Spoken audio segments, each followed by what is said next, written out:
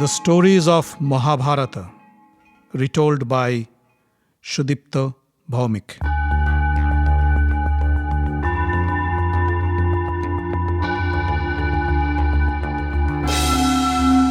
Welcome, dear friends, to another episode of the stories of Mahabharata.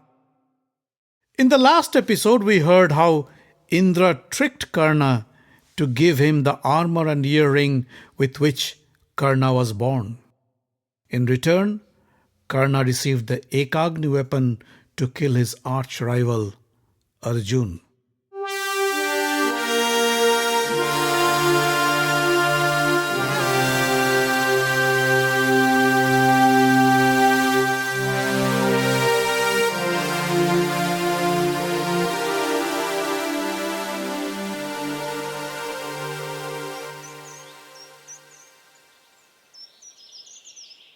It was a fine morning in the Kamyaka forest. Yudhistir was sitting under a peepal tree with his brothers, discussing their strategy for the 13th year, when a Brahmin came and stood before them. Yudhistir looked at him and said, "O Brahmin, what brings you here?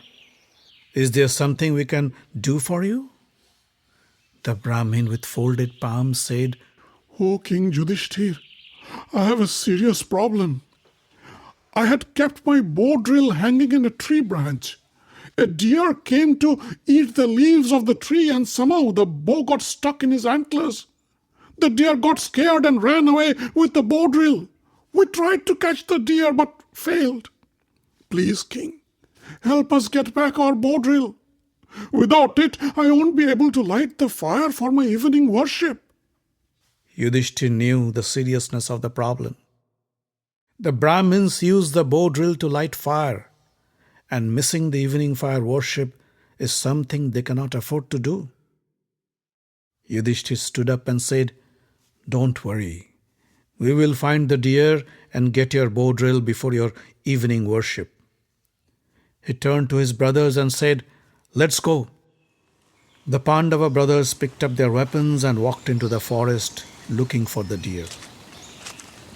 A little later, they found the deer with a bow drill stuck on its antlers.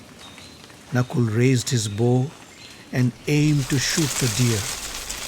But before he could release the arrow, the deer jumped and ran away. The brothers chased the deer but couldn't catch it. The deer escaped the Pandavas' arrows and drew them deeper and deeper into the forest. The exhausted and frustrated brothers sat down in the shade of a banyan tree to cool off. Nakul said, "What are you going to say to the Brahmin? We have never disappointed anyone who asked for help. We have never deviated from the path of dharma. Why did we fail today?" Yudhisthira wiped off the sweat from his brows and said, "Troubles and defeats can come in different forms. It isn't always possible to pinpoint the reasons. Only dharma determines the consequences of our karma." Bhima said, "I know the reason. We did not punish Dusashan for insulting Draupadi, and for that sin we are facing such a humiliating defeat." Arjun said in a bitter voice, "I tolerated those insults from Karna, and that's why we have failed today." Sahadev said, "I didn't kill that evil Shakuni when he defeated us in that rigged game of dice. That's the reason for our failure." The heat and exhaustion made them thirsty.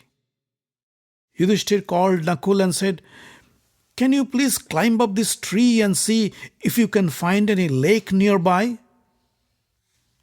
Nakul went up to the top of the tree and looked around. At a distance, he saw some trees and vegetation that grow near water bodies. Nakul climbed down and said, "There must be a lake nearby. Let me get this quiver and fetch some water." Nakul ran through the forest towards the lake. Soon, he arrived at the bank of a beautiful lake surrounded by coconut and palm trees. Waterfowls, cranes and swans played in the crystal clear waters. Nakul's heart was bursting from thirst. He knelt down by the water to have a drink when a voice rang out from above. Stop! This lake belongs to me. Before you drink this water, you must answer my questions. Nakul looked around, but couldn't see anybody. He was too thirsty to play any games. He ignored the voice, cupped his hand and dipped them into the lake to get some water to drink. But before the water could touch his lips, Nakul's heart stopped. And he collapsed to the ground, dead.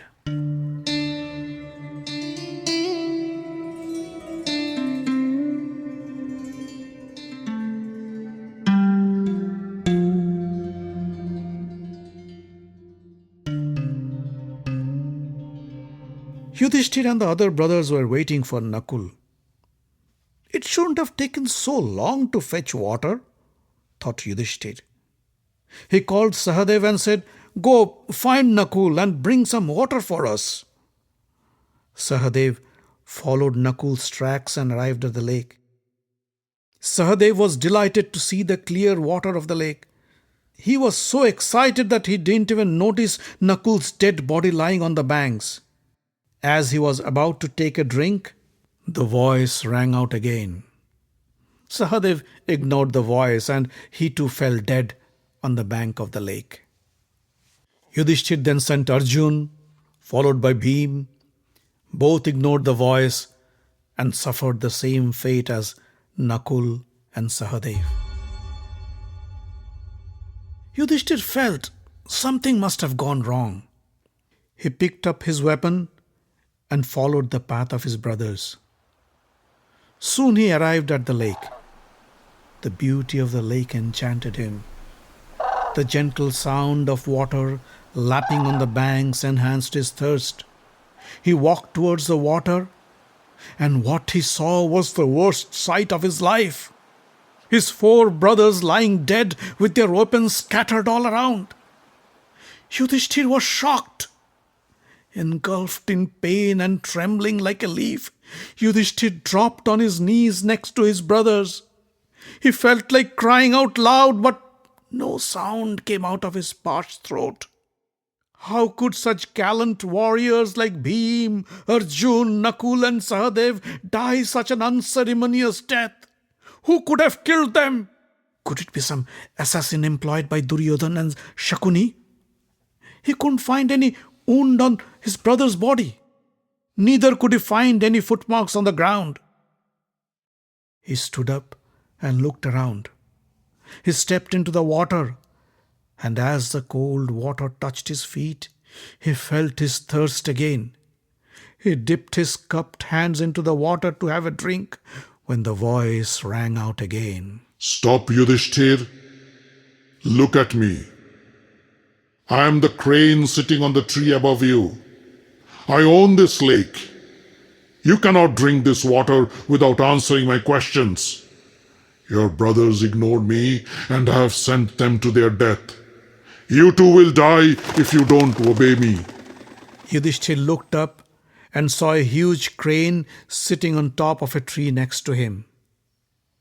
Yudhishthir knew this couldn't be any ordinary crane. He looked up and with folded palms said, "No ordinary being could kill my valiant brothers. You must be a god or some celestial being. I bow to you. Please be kind and identify yourself." The huge crane came down from the treetop and stood before Yudhishthir on one foot. The bird was as tall as a palm tree. His eyes glowed like the sun. With a thunderous voice, the bird said, I am Yaksha. I warned your brothers several times, but they defied me and tried to drink the water. So I killed them. Now you must answer my questions before you can drink the water from this lake. Yudhishthir said, "I do not intend to drink the water without your permission. Ask your questions, and I will try to answer them to the best of my knowledge." The Yaksha asked. Tell me, Yudhistir, who holds the sun up in the sky? Who orbits around the sun? Who sends the sun to its rest? And where is he established? Yudhishthir answered, Brahman holds the sun up in the sky. The gods orbit around the sun. Dharma sends him to his rest. And it is the truth that establishes him. What gives a Brahmin his divine attribute? What practice makes him a saint? What makes him a human? What makes him evil? Study of the Vedas and scriptures gives a Brahmin his divineness. Practice of penance and worship makes him a saint. He is mortal, and that makes him a human. Speaking ill of others makes him evil. What gives a Kshatriya his godlike qualities? What practices make him a saint, a human, and an evil being? Acquiring skills with weapons gives him his godlike qualities.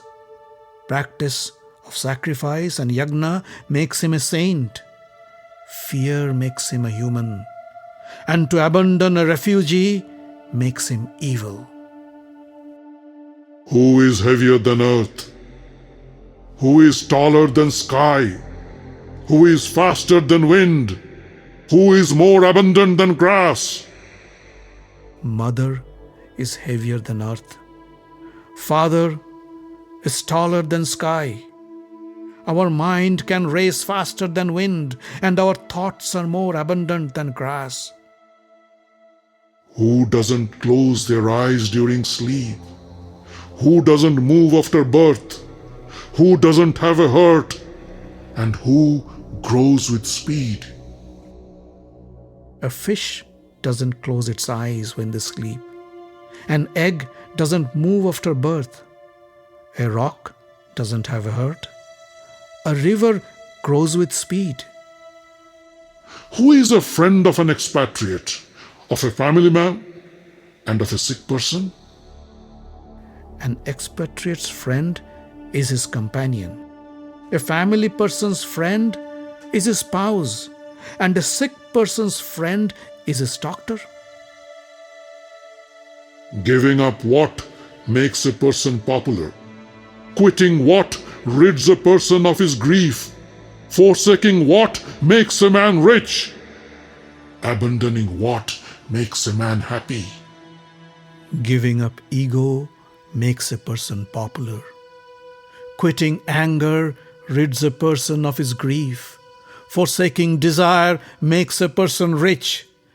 And abandoning greed makes a person happy. What is the most important message? What is strange? What is the best path? Who is happy?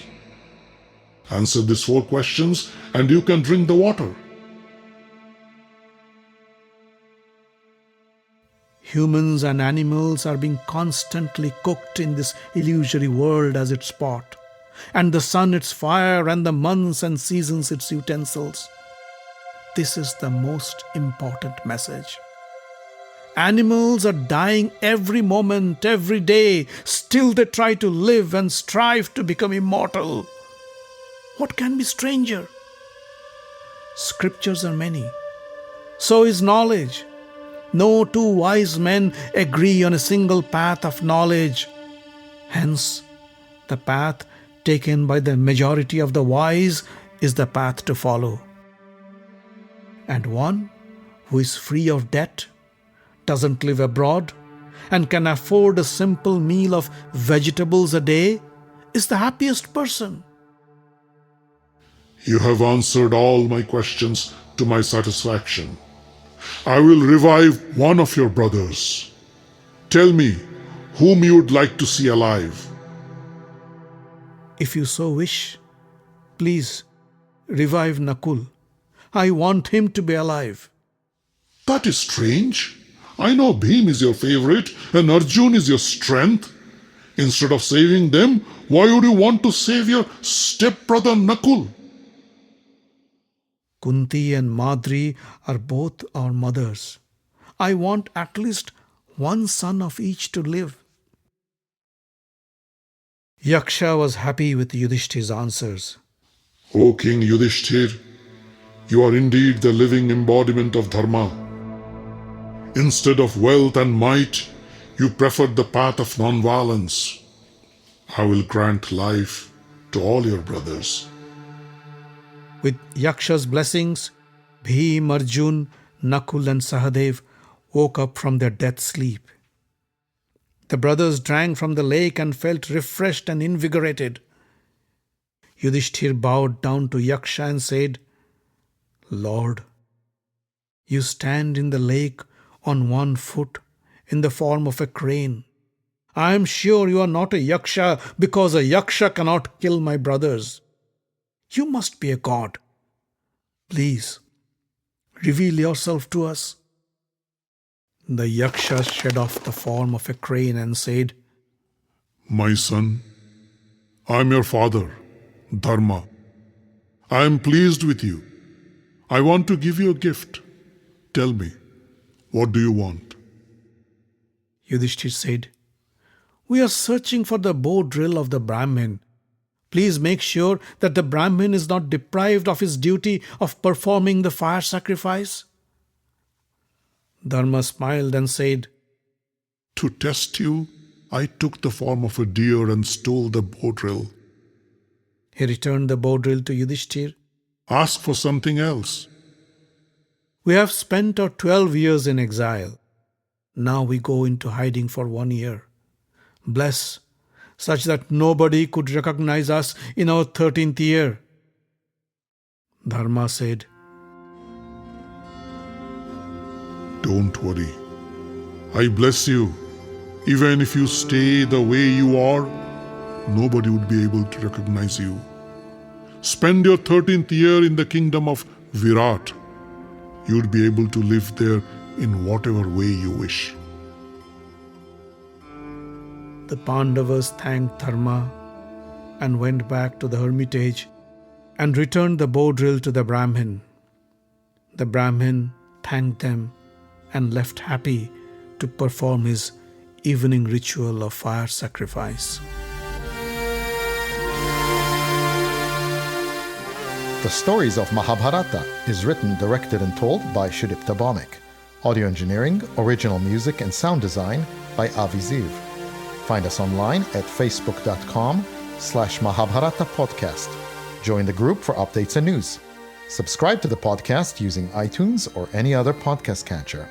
On Twitter, we are at Mahabharat Audio.